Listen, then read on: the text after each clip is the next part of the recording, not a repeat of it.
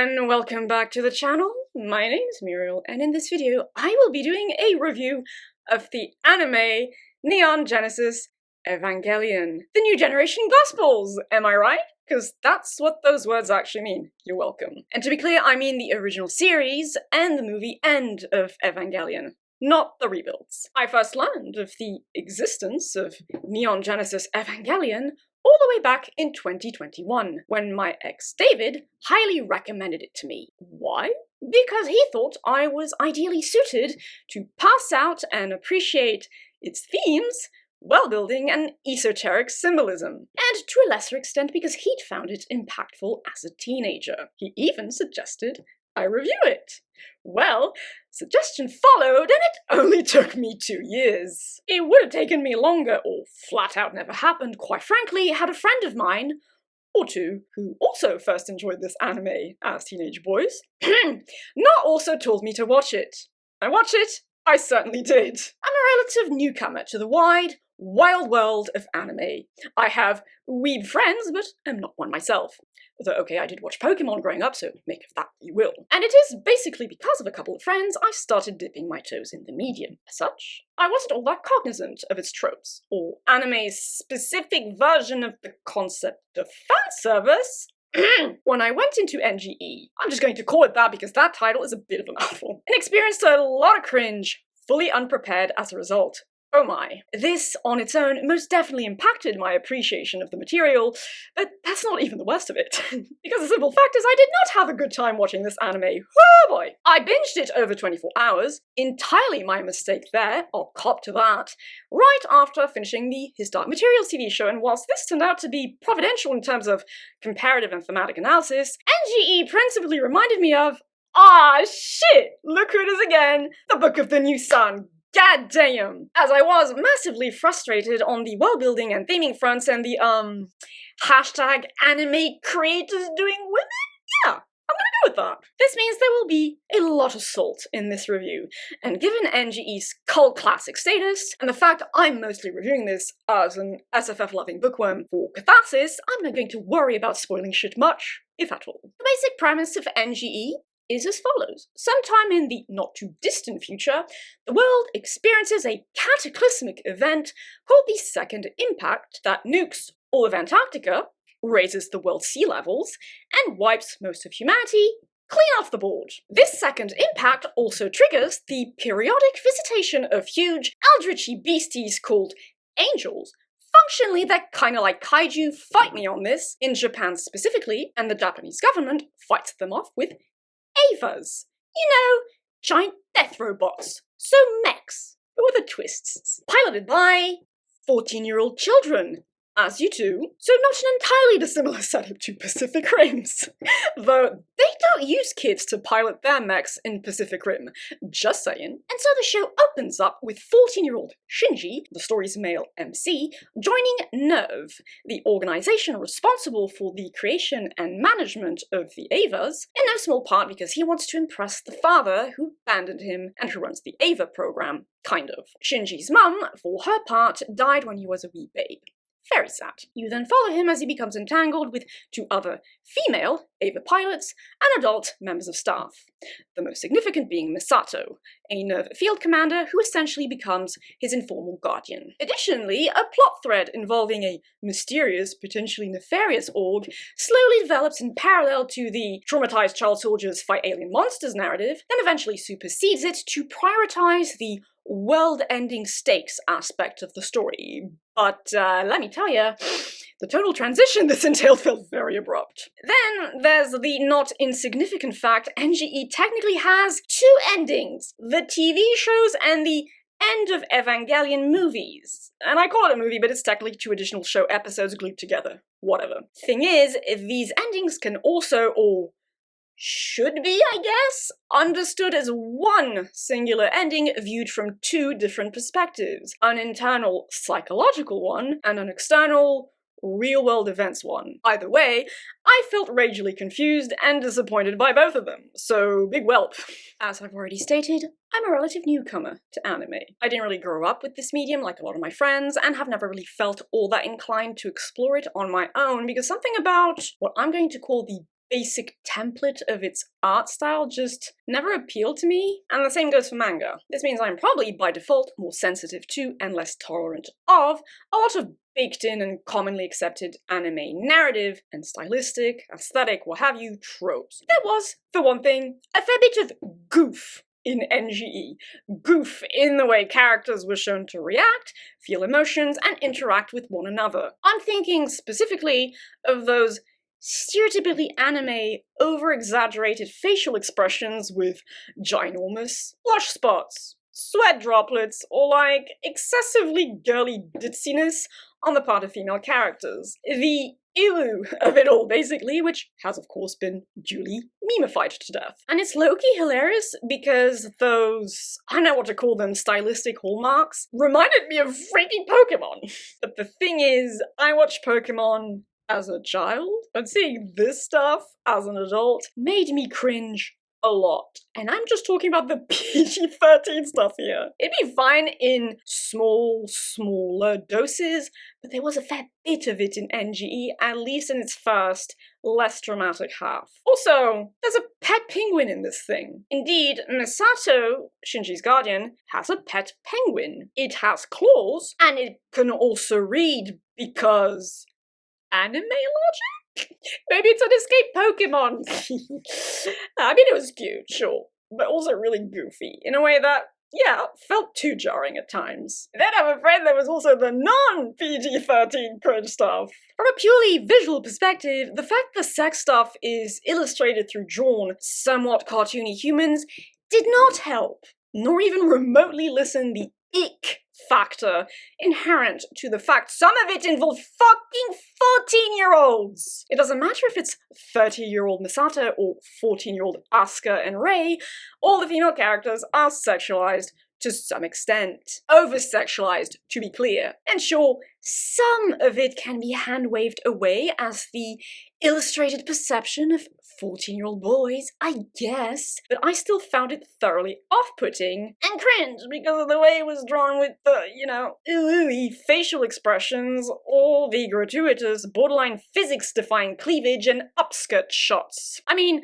the proverbial male gaze is an issue in cinema and video games, and literature, more generally, sure, doesn't change the fact it pretty much invariably sucks, though. Is there anything I enjoyed about the show's aesthetics? Yes, actually. I thoroughly enjoyed the angel designs. They looked decently eldritchy. Cool. The Avas themselves were conceptually neat, though it bears repeating I don't get nerd bonus for giant robots or machines as a general rule. I enjoy bits of engineering from time to time, yes, but I'm a biology gal, first and foremost. Still, some of the Pacific Rim before Pacific Rim battles were enjoyable enough to watch. In fact, I'll award a special style point to that one episode that featured a mech ballet performance by Shinji and Asuka to the tune of classical-sounding music. Well done. Then there was the Western esoteric imagery, which definitely gives this anime a specific visual signature. There's a cosmic weapon named the Spear of Longinus, a scene with mechs flying in a Kabbalistic Tree of Life pattern. Cool. An extremely on the nose for Western viewers at any rate, crucified mech Jesus moment, and then balls to the wall trippiness involving a giant goddess-type entity growing a vulva on her forehead, with the clitoris opening into an eye no less. And yeah, that shit was neat, I'll admit. I can appreciate visually striking trippiness. I myself have drawn trippy, symbolism-laden shit for the sheer fun of it, so you know what?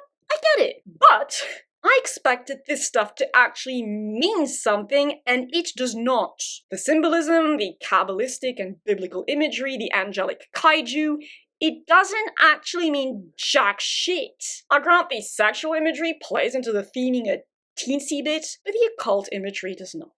Big sag. It is all style, no substance, and that sorely disappointed me. And the interesting thing about this is I had started to guess this might end up being the case about 75% of the way through NGE. A cursory Google search then proved me right. The show creators thought this shit looked cool, and that's it. And you know what? Fair enough. Europeans, after all, tripped over themselves with Orientalism back in the day, so I guess Japanese artists are more than entitled to throw in a mech Jesus in their creations for shits and giggles. Hashtag valid, but Also, hashtag me big mad, because that's just not what I expected. Finally, a very brief note on the score, or rather the intro montage, as I found the former just fine, I guess. Didn't bother me, didn't particularly stand out. The end. But that intro montage, it's a lot. I'm aware this thing has reached iconic legendary status. I actually kind of hate it, to be honest.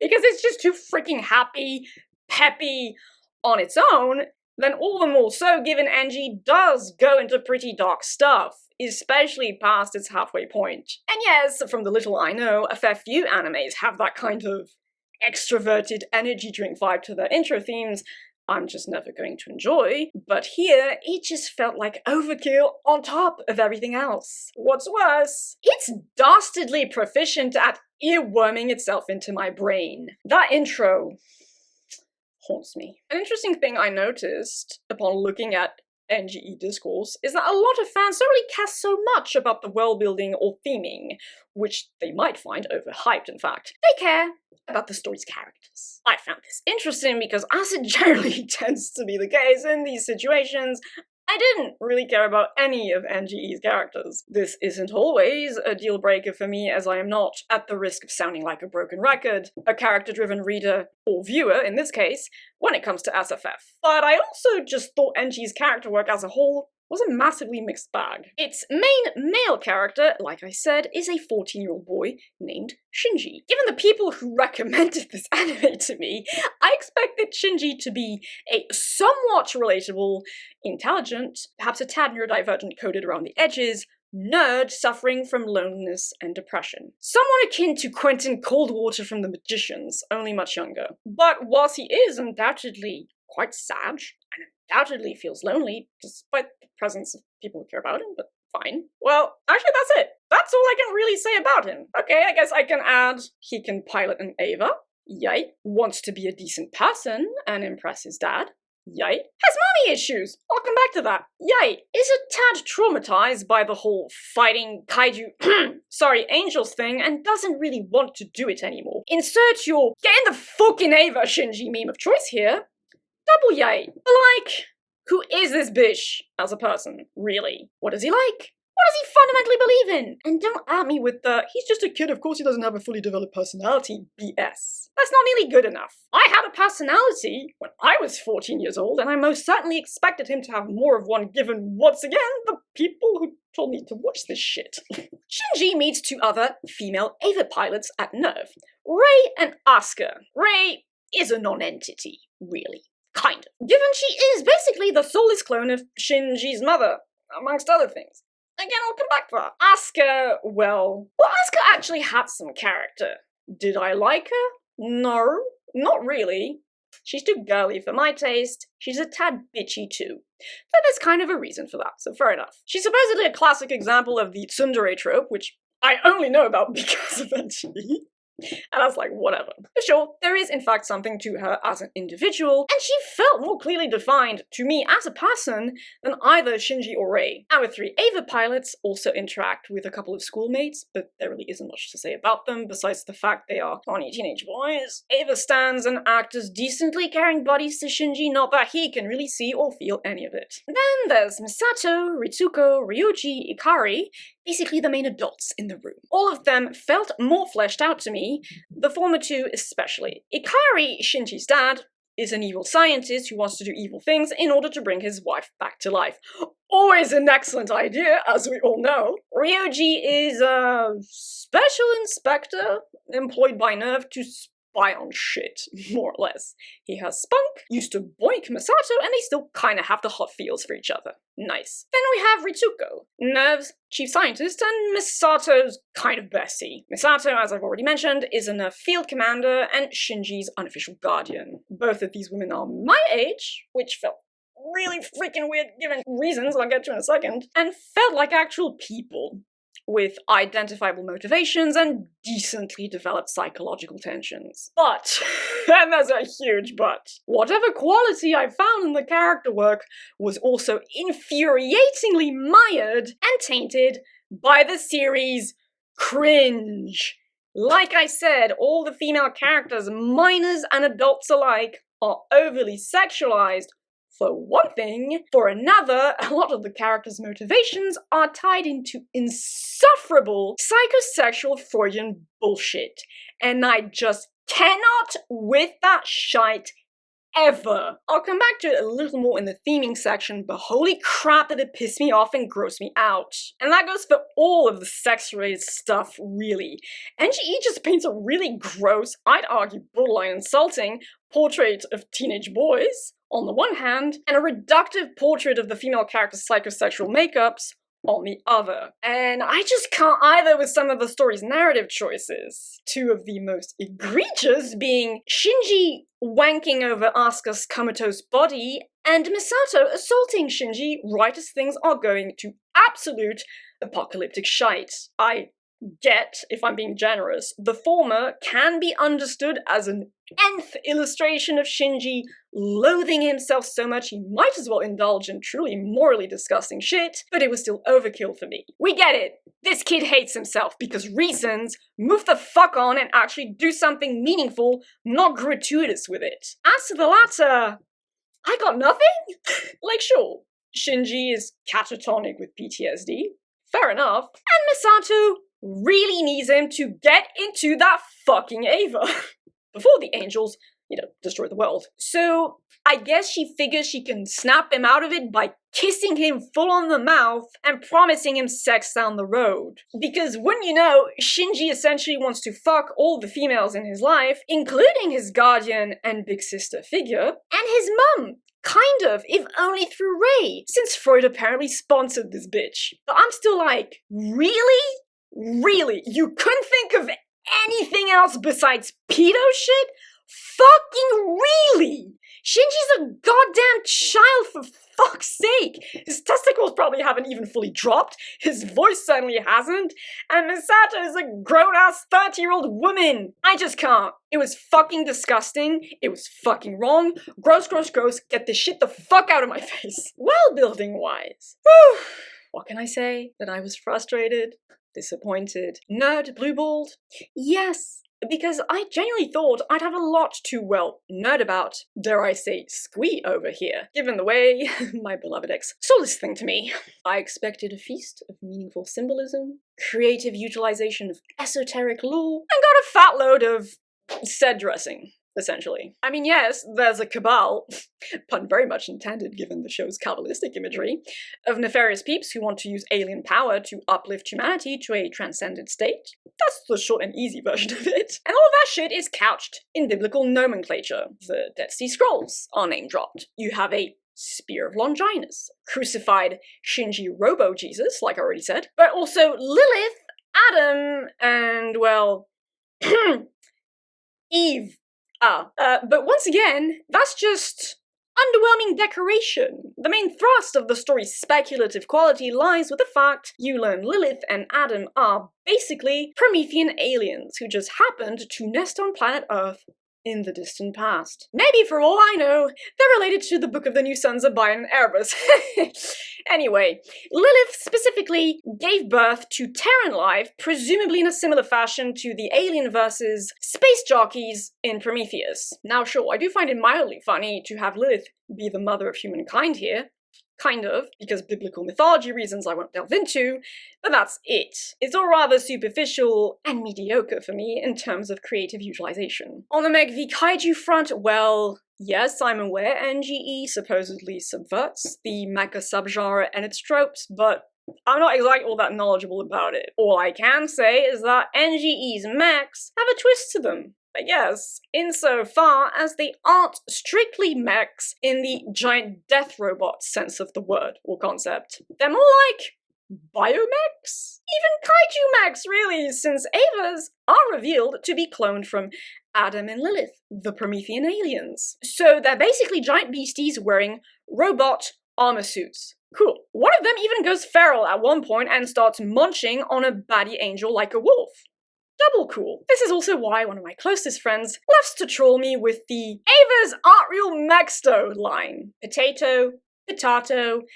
Let's split the difference here and, I don't know, call them giant death androids then. So that stuff is conceptually neat, I'll give NGE that. But there are also just glaring gaps in logic that are never addressed in the show proper, that I could tell at any rate. Why? Oh, why is Nerve using goddamn fucking children to pilot their giant death androids? Like, who the fuck thought that was a good idea? For real. Yes, I'm aware that is, in fact, a trope of the mecha subgenre, but guess what? That doesn't make it not abjectly stupid. Even if you wanted to pursue a child soldiers and PTSD angle in your theming, and I don't think NG actually does this, for the record, you still need to set it up properly through your world building, for fuck's sake. But I had to read about the show on the freaking internet to find an actual reason for using these kids in anti-alien warfare, and it's really freaking dumb too. The reason being the kids' mums' souls, or DNA, or both, are contained in their respective mechs, and that's what allows them to synchronize with them. Yay! Which brings me to my second biggest issue with NGE's worldbuilding, and storytelling as a result. This bitch is confusingly opaque, weirdly paced, and, sorry not sorry for repeating myself here, baity as fuck with its biblical esotericism. And you know what other story I found confusingly opaque, weirdly paced, and baity as fuck with the setup of its worldbuilding? That's right, the Book of the New Sun! Woo! Don't get me wrong, Gene Wolfe's quartet remains the greater offender here, and I don't think NGE's worldbuilding was trash as such either, but the fact I feel the comparison is warranted at all says a freaking lot. The same largely holds for the story's theming. I didn't get much out of NGE in terms of deeper, much less engaging theming, especially given how hard I was cringing from the fan service and losing my shit from the heaps of nonsensical what the fuckery I desperately hoped would eventually make sense and pay off. Spoiler, it never did. Esoteric symbolism? My ass! It didn't mean anything, so we can chuck that wholesale in the bin. And no, the Human Instrumentality Project clusterfuck doesn't count, but I'll get back to that. A meaningful portrait of depression and loneliness through our main kid Shinji? Pfft, I mean, if you call weak tea proper theming, sure. Am I being too harsh? Maybe, but I'm an adult, intimately familiar with depression, loneliness, and a feeling of alienation, and I've read both Elder Race and The Magicians. NGE doesn't measure up, plain and simple. I don't doubt this portrait, such as it is, was meaningful to my ex and my friends as teenage boys, but at this point, I need me some stronger stuff. Shinji is a sad little boy, but since he feels like a paltry shell of a character, none of it really meant anything to me, especially compared to someone like Asuka. Her neurosis, PTSD, what have you, makes a lot more sense to me as an outside observer. True, Shinji's mum died when he was a baby, and his dad abandoned him. I don't want to minimize that, but like, I don't know, was he mistreated by the people who raised him then? Actively bullied as a small child? Is there a history of depression in his family? Like, he does have friends. Misato takes care of him. I mean, it's all a bit fucked given the whole we're gonna use you kids as death machine pilots of it all, but she's clearly shown to give a shit about him, to some extent. So what gives? Why does he feel so lonely and alienated? He's not obviously neurodivergent, he's not really much of a nerd that I could tell, he doesn't have a physical disability, etc, etc. Just, why is he so miserable? Other characters, like Asuka and Misato, are shown to have mental health issues of varying degrees, but since most of that stuff is folded into psychosexual and sexist Freudian twaddle, I just couldn't with that shit. The end. Please kindly fuck off with your mummy and daddy issues bullshit and adjacent perviness. Thank you. If Shinji and Misato want to fuck their dead opposite-sex parents, then fuck each other. That's their goddamn problem, and there's nothing for me to relate to there. And Misato needs to go to jail. Ugh. It's not like psychosexual theming can't be interesting or well done, it most certainly can. And I personally find the psychological aspects of human sexuality fascinating. I just contend it wasn't done well here at all. Still, I will in fact, yes, give a solid point to NGE for the way it explores the interpersonal damage caused by self-loathing and the hedgehog's dilemma. Shinji, poor kid, fucking hates himself. Asuka, poor kid, hates herself. Misato, poor woman, hates herself as well. These are all damaged, traumatized individuals and all struggle to fully connect with and love other people. But I maintain the character work necessary to prop all of that up isn't entirely there, especially with Shinji. Nonetheless, I could strongly relate, sadly I guess, to feeling torn between, yes, a desire for human connection, a visceral fear of being hurt by other people, and a feeling of being unworthy of other people's care and love. That shit is painful. So painful. But NGE did a good job of illustrating that pain and internal tension through some of its characters, so I will happily give it that. Unfortunately, I just cannot get around NGE's endings. The circle of collapse and orange gloop apocalypse of it all. What the actual ever-living fuck was that fat load of bollocks? So this was my face when I finished NGE the show. One of my dearest, somewhat trollish bastard of a friend laughed, very hard no doubt, and told me I had to watch a movie to unlock the story's true ending. Now, I'd pulled an all-nighter to watch all of NGE in one go. Yes, I'm a dumbass. I know. And was big mad about this, but I played along and followed through with End of Evangelion. Guess what my face once again looked like when I finished that? I'd like to imagine, because I'm a basket case, I know, a personification of the Book of the New Sun was in the room with me when I completed NGE, bucket of popcorn in hand, and said something like this. Oh, you sweet summer child, have you learned nothing from reading me? You actually thought this would all come together and make sense?